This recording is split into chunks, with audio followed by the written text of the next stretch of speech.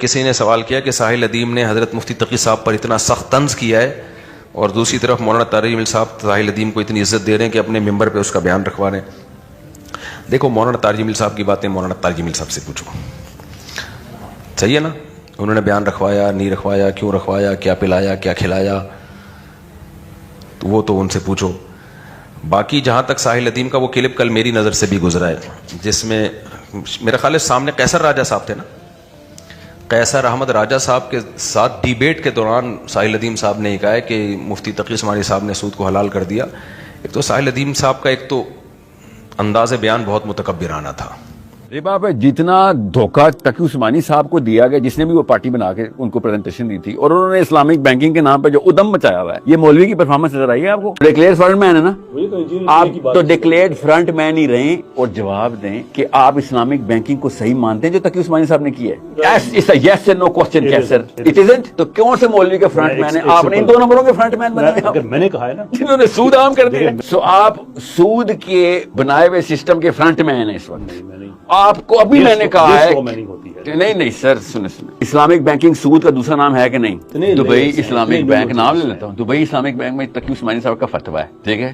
میزان بینک میں تقی عثمانی صاحب کا فتویٰ ہے, کام وہی ہو رہا ہے, نام بدلا ہوا ہے. اب چونکہ میں مفتی نہیں ہوں تو آپ نہیں کہہ سکتے, تو آپ فرنٹ مین کیوں کہتے ہیں اپنے آپ کو سر؟ باقی ساحل ادیم صاحب کی بات کا جواب یہ ہے کہ ساحل ادیم صاحب آپ دیکھو, میں چاہتا ہوں کہ یہ مذہبی اسکالر میڈیا پہ لڑے نہیں آپس میں, لوگوں میں میسج نہ جائے کہ مفتی صاحب ساحل ادیم کو جواب دے رہے ہیں, ساحل ادیم مفتی صاحب کو جواب, یہ اچھا امیج نہیں جاتا. لیکن آپ بھی تو اپنی زبان کنٹرول کرو نا. آپ کے علم کی حیثیت کیا ہے مفتی تقی صاحب کے مقابلے میں؟ تو آپ نے اتنا طنزیہ لب و لہجے میں بول دیا کہ انہوں نے سود کو حلال کر دیا اور یہ کر دیا اور وہ کر دیا ہے. آپ سود کی ڈیفینیشن بتاؤ, سود ہے کیا؟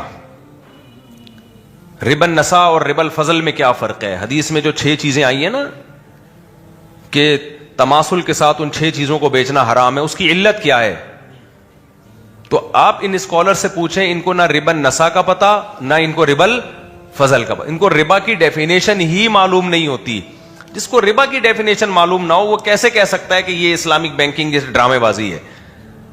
پھر شریعت نے ربا کے آلٹرنیٹ کون کون سے سود سے بچنے کے لیے جو متبادل نظام دیا ہے, وہ کون سے 6 عقود ہیں جو بینکوں میں چلائے جاتے ہیں؟ بینکوں میں 6 عقود چلتے ہیں, مضاربہ, مشارکہ, مرابحہ, اجارہ, استثناء, سلم.